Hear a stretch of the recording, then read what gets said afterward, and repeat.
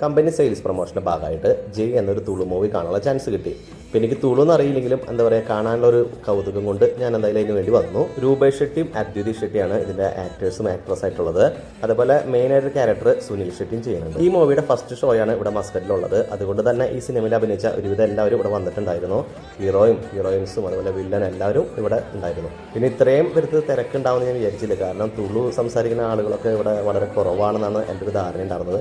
ഇവിടെ വന്നു കഴിഞ്ഞാൽ ഇതൊക്കെ കണ്ടു കഴിഞ്ഞപ്പോഴാണ് ഇത്രയും പേർക്ക് തുളു സംസാരിക്കുന്ന ആളുകൾ, അതായത് കർണാടകക്കാർ ഇവിടെ ഉണ്ടെന്നുള്ള സത്യം ഞാൻ മനസ്സിലാക്കിയത്. ഈ സിനിമയിൽ അഭിനയിച്ച ഒരു പ്രധാന നടനായ സുനിൽ ഷെട്ടി ഇവിടെ വന്നിട്ടുണ്ടായിരുന്നില്ല. ഈ മൂവി സ്റ്റാർട്ട് ചെയ്യാൻ വേണ്ടി വെയിറ്റ് ചെയ്യുന്ന സമയത്ത് ഇതിന്റെ ഡയറക്ടറും ഹീറോ ആയിട്ടുള്ള രൂപേഷ് ഷെട്ടി വന്ന് ഇവിടെ എല്ലാവരും താങ്ക്സും കാര്യങ്ങളും സപ്പോർട്ടൊക്കെ പറഞ്ഞായിരുന്നു. ഞാൻ കണ്ട ഈ മൂവിയുടെ കുറച്ച് ഭാഗങ്ങളൊന്ന് നിങ്ങളൊന്ന് കണ്ടു നോക്ക്.